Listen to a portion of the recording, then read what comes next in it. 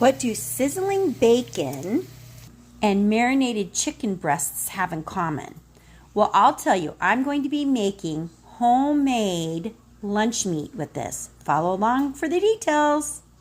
Okay, I'm frying up a little bit more of that bacon, but I'm going to take this chicken breast and I'm going to keep the drippings there. And well, it's probably more the marinade because this needs some liquid added to it, and I'm going to be putting it into my food processor. Okay, I have 2 chicken breasts in there, but I'm going to go ahead and try to get 3, possibly 4 in there because I want a big loaf. Okay, so what this is going to do is it's going to cook or bake into basically a loaf of meat that I'm going to thinly slice.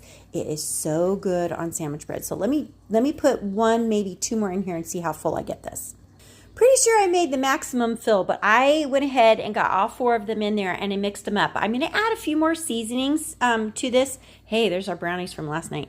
I'm going to add a few more seasonings to this, but what I'm going to do is add garlic powder, regular salt, a little bit of salt, and some onion powder to this. And then I'm going to dice up the bacon that I had. I'm going to mix it up one more time and press it into a pan. All right, so this is 4 chicken breasts that I have run through the food processor. I added 1 cup of water. I added the grease from the bacon because the last time we made it, we felt like it just needed to have a little bit more, maybe some fat in it. It was pretty dry. And then this is 5 pieces of bacon that have been pre-cooked, chopped, put in here, and I sprinkled it with just a little bit more seasoning just to make sure that it was really full-bodied. I'm going to mix it up and I'm going to throw it in a loaf pan. Kind of looks like cookie dough. Now, the binder that I put in here was 1 teaspoon of unflavored gelatin.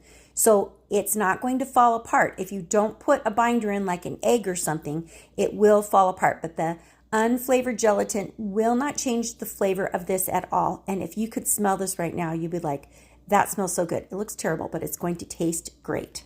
Okay, this is in my old aluminum baking pan. It's just a loaf pan. I lined it with parchment paper and then I pressed it in there using the spatula, and I'm going to put it in the oven at 350. Now I'm going to check in at about 40 minutes.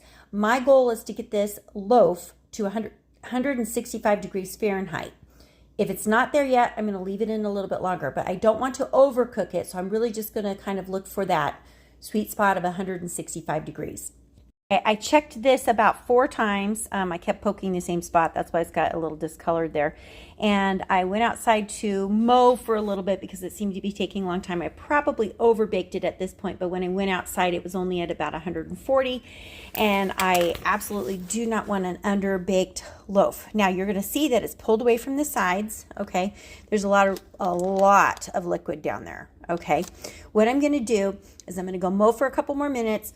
Let this cool down. I'm going to drain off the liquid and then put this on a cutting board and just let it come to room temperature before I ever try to slice it. This is going to make amazing lunch meat. I will show you the end product here in just a little bit. Okay, cleanup on this was super simple. I just took the loaf out of the pan. I poured the drippings in here for my dogs to enjoy. And this is just going to cool a little bit longer, and then I'm going to slice it into lunch meat. And it is going to be stored and ready to be used. This is the chicken and bacon sandwich loaf. All right. We are done. I have let it cool to room temperature. It needs to go back in the refrigerator because I'm having a hard time slicing it. But I'm going to tell you this, it's amazing. I actually made this loaf a little bit larger.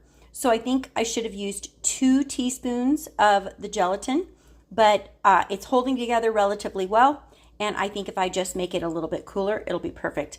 Now, when I go to make this, I'm going to put it on some bread.